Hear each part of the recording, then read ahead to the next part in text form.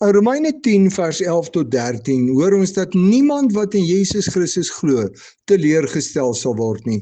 Dit is so belangrik dat dit selfs herhaal word dat niemand teleurgestel sal word as hulle in Jesus glo nie.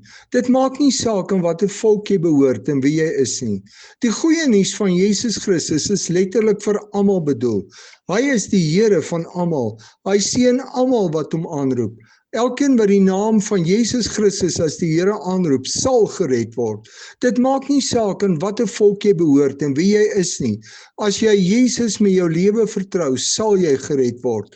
In 'n land waar daar baie haat en negativiteit tussen mense is, moet ons elkeen baie mooi verstaan, Jesus Christus het sy lewe vir elke mens gegee.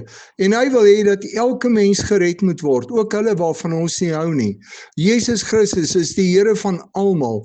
Daar is nie verskillende hemele vir verskillende volke en tale nie. In Genesis 17 vers 15 tot 16 sê die Here dat daar uit Abraham as die vader van die gelowiges verskillende nasies sal kom. In Openbaring 7 vers 9 tot 10 hoor ons van al die verskillende nasies, volke en tale voor God se troon en dat hulle almal deur die een kruisoffer van Jesus Christus gered is. As Christus die Here van almal is en ons sê ons aanbid Christus as ons Here, dan moet dit mos ons verhouding met hierdie ander mense raak.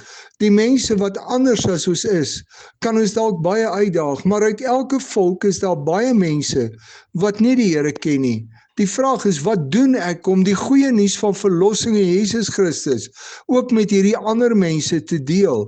Hoe deel ek met hulle dat Jesus ook sy lewe vir hulle gegee het?